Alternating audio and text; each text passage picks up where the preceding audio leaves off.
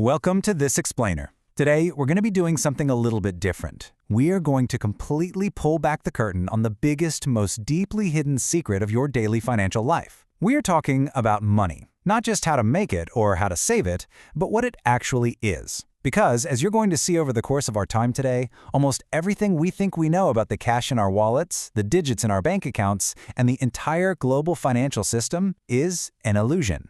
It's a deeply ingrained trick of human psychology. And to really understand how the world works today, we have to expose it. Let's dive right in. Okay, I want you to imagine something for a second. Picture yourself studying at an economics faculty for 6 years. You're reading the textbooks, taking the exams, crunching the numbers. And yet, after all that time, you walk away feeling like you still don't really understand money at its core. Well, that was the actual experience of the researcher behind our source material today. After spending years reading every serious finance and monetary history book out there, a massive realization hit them. The standard university textbooks are actually full of myths. So they went to their most trusted economics professor, a real mentor figure, and laid it all out. They asked, is what I'm discovering about money actually true? The professor didn't debate. He just looked at them and said, yes, all of it. He knew the truth, but the textbooks? They kept telling the same old, convenient stories. So to clear up this grand illusion, we literally have to wipe the slate clean and start from absolute zero. To understand zero, we need to take a trip back to 1903, to a tiny, remote Pacific island called Yap. An American doctor was visiting this island, and he was completely baffled by what he saw there. The locals weren't using coins or paper. They used enormous, solid limestone discs as their money. And when I say enormous, we are talking about stones weighing up to 4 tons, basically the size of an elephant. Obviously, you can't exactly put that in your pocket. So when someone bought something, say a piece of land or a large amount of food, the physical stone stayed exactly where it was. The village simply updated their mental ledger. They just agreed on who owned it now. But here is where the story gets absolutely crazy. Years prior, a massive storm actually sank one of these huge stones to the very bottom of the ocean while it was being transported. Nobody could see it, nobody could retrieve it, it was gone. Yet it still circulated as money. The islanders simply agreed that it existed down there in the water, and therefore it retained its full purchasing power. Now you might be chuckling, thinking that sounds ridiculous, but this brilliantly illustrates the absolute core of our explainer today. The giant stone was never the point, the agreement was the point. Now, two of the most famously opposed economists in modern history, John Maynard Keynes and Milton Friedman, guys who practically agreed on nothing, both independently read about the stones of Yap Island, and both of them concluded the exact same thing. The people of Yap actually understood money better than we do in the modern West. Money is not a physical object of intrinsic value. It is simply a shared human agreement. It's a social contract, period. Okay, so if it's just an agreement, where did it start? You have definitely heard the classic textbook story. It goes like this. First, early humans bartered. I give you 3 fish for a loaf of bread. Then, haggling got way too complicated, so we magically invented coins to make things easier. Well, guess what? That story is completely false. Back in 1776, the famous economist Adam Smith wrote that story down, but he was literally just making a logical guess. He didn't have historical proof, and yet for 250 years, economists just treated it as undisputed fact. But when anthropologists actually went out and checked the historical record, they found absolute zero evidence of this. No society based purely on a barter economy has ever existed. Instead, look at the oldest writing humanity's ever discovered, over 5,000 years ago in Mesopotamia. Those ancient clay tablets weren't poetry. They weren't laws. They were debt records. Just clay tablets recording that someone borrowed some grain or tools and promised to pay them back. No coins in sight. Just promises, scratched right into the mud. So the crazy truth is that barter didn't come before money. It actually came after. Human beings only revert to swapping goods directly, like trading a watch for a chicken, when their actual monetary system completely collapses and they have absolutely nothing else to rely on. We actually saw this happen in Russia in the 1990s after the Soviet Union fell apart, and again in Argentina during their economic crisis in 2002. Barter was never the origin of money. It was always the apocalyptic emergency backup plan. Historically, things were much simpler. You helped your neighbor build a roof, and he helped you harvest your crops a few months later. It was entirely based on debt, memory, and recorded promises. That is the true origin of money.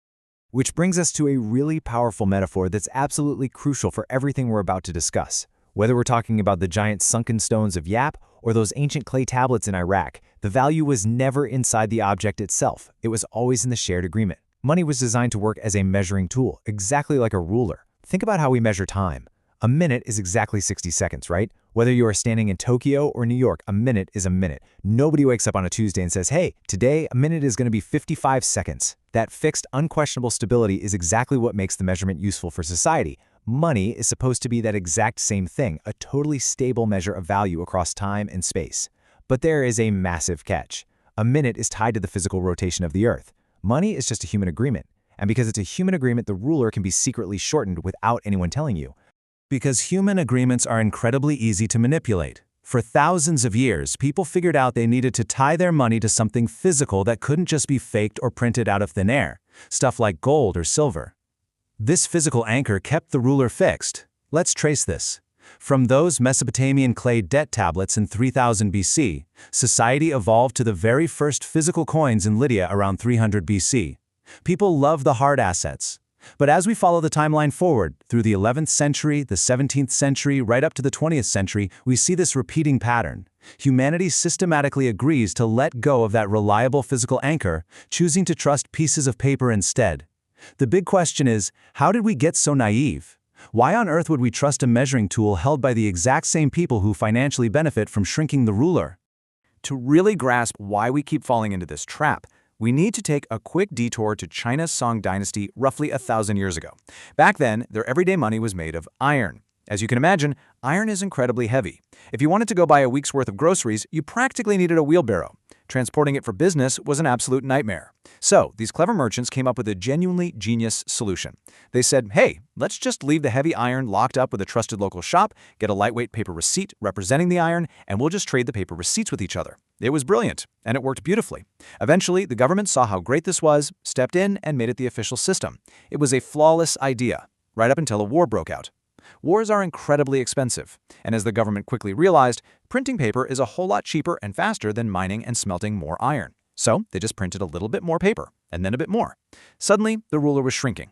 When everyday people noticed that the paper was rapidly losing its value, they panicked and completely abandoned it, returning to the heavy, cumbersome iron coins that they had spent generations trying to escape. The trust was broken. Now, this exact same psychological trap played out again in 17th century London, and it leads directly, point by point, to the modern banking system we live with today. Back then, keeping a stash of physical gold at your house was a great way to get robbed, so people naturally started leaving it with the local goldsmith who had the thickest doors and the most secure vaults in town. The goldsmith would store your gold and hand you a customized paper receipt. Before long, everyone in London realized it was easier to just trade the goldsmith's paper receipts instead of dragging gold around. But one night, alone in his shop, the goldsmith realizes something huge. He notices that on any given day, maybe only 10% of his clients actually come in to collect their physical gold. The rest of the gold just sits there gathering dust. So he hatches a highly lucrative, highly secret plan. Step 1, store the gold.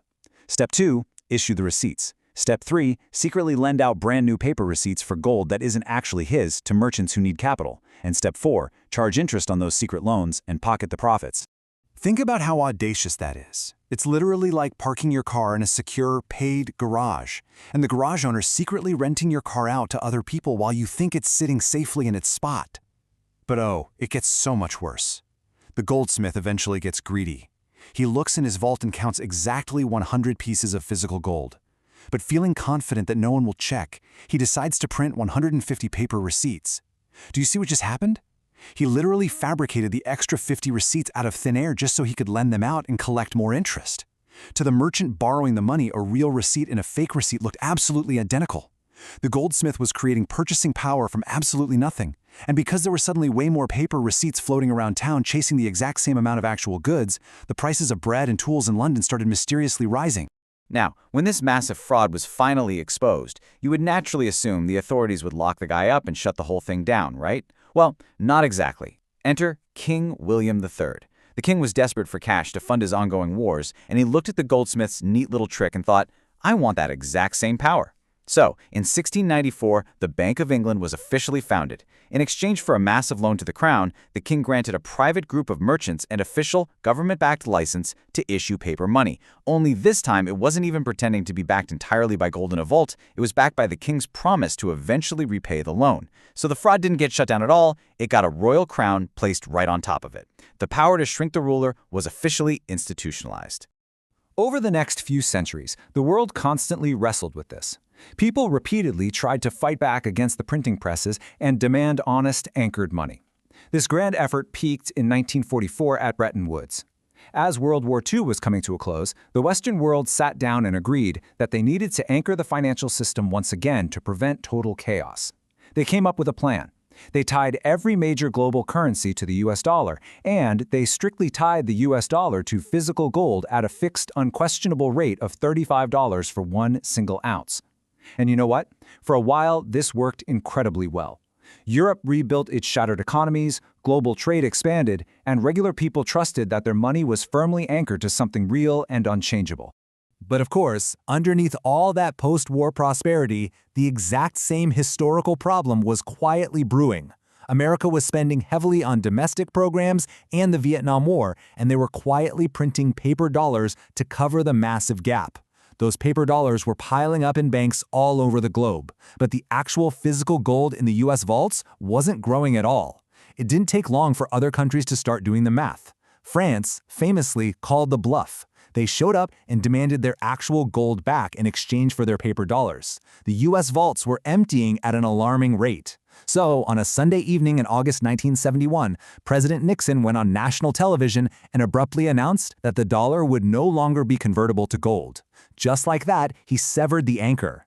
Overnight, without a vote, every single currency in the world became purely faith-based paper, backed by absolutely nothing but trust in governments. I really want you to just sit with this next number for a second, because it is staggering. If you were sitting in your living room watching that Nixon broadcast in 1971 with a crisp $100 bill in your pocket, that exact same note today would only buy you about $8 worth of actual goods compared to back then. 92% of its purchasing power has just vanished into thin air, entirely evaporated, while the number 100 printed on the paper stayed exactly the same. That is the devastating real-world math of a silently shrinking ruler. We have just lived through 50 years of entirely unanchored money, and that 92% loss is the direct result. You'd think someone would have stepped in and fixed this by now, right? But the truth about modern money is actually much stranger, and it's something your old economics textbook completely skipped over.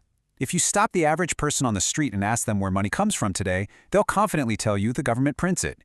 But look at the actual reality. 97% of all money in existence today is entirely digital, and it is not created by the government or the central bank. It is created by private, commercial banks. Only about 3% of the money supply is physical cash, like coins and notes.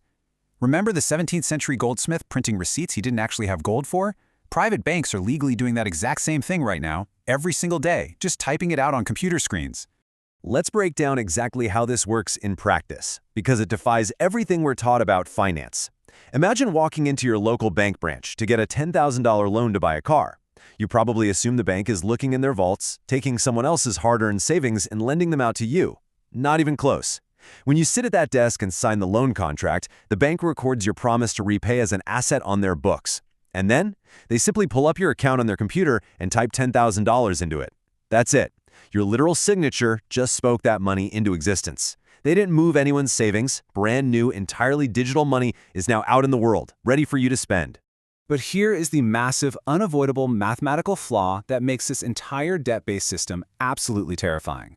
You just borrowed $10,000 into existence, but because of interest, you eventually owe the bank $11,000. So here's the billion-dollar question. Where does that extra $1,000 come from? The answer is, it was never created. It literally does not exist in the monetary system. The only possible way you can find that extra $1,000 to pay the bank is if someone else, somewhere in the economy, borrows it into existence first, and you earn it from them. But guess what? Then they owe interest on their loan too. It's a massive game of musical chairs. The only way this mathematical trap doesn't completely collapse in on itself is if society constantly, endlessly takes on more and more new debt forever. And because the system absolutely requires this endless stream of new debt just to function, the money supply naturally grows much, much faster than the actual goods and services in the economy. This means that every single dollar you own buys a little bit less today than it did yesterday. And this brings us to a really shocking realization. This isn't an accident. This isn't a mistake. Every major central bank in the world explicitly targets a 2% inflation rate per year. They politely call it price stability to make it sound completely harmless. But let's do the math. If you compound 2% inflation over a lifetime, it silently slices the actual value of your life savings in half every 35 years. The ruler you use to measure your hard work, your time, and your energy is being deliberately shortened on purpose. So we have to ask the obvious question. Who does this deliberate shrinking actually benefit? It's really a tale of two distinct sides. Over on the left, you have the saver. This is the person who works hard, stores their value in the bank, avoids debt, and acts completely responsibly according to all the traditional advice. They pay the ultimate price as their purchasing power simply melts away year after year. On the right, you have the borrower. Inflation is absolute magic for the borrower. You borrow money today when it's strong, and years later you pay the debt back with money that is weak and diluted. In this way, inflation acts as a massive stealth tax, silently transferring immense wealth away from the responsible saver and handing it directly to the borrower. Which leaves us with one final profound question to wrap up this explainer. If inflation silently shrinks the burden of debt, and governments are universally the largest borrowers on planet Earth, holding national debts so unbelievably massive they could never ever be paid back through honest, direct taxation, who is really paying the price? It's not a glitch that your money loses value year after year. The saver pays the price so the massive borrower can benefit. This perpetual wealth dilution isn't some unfortunate flaw in the system. It is the system. It's the whole point. I want you to really think about that the next time you look at the bills in your wallet or the numbers on your banking app. Thanks for joining me on this explainer, and always keep questioning the ruler.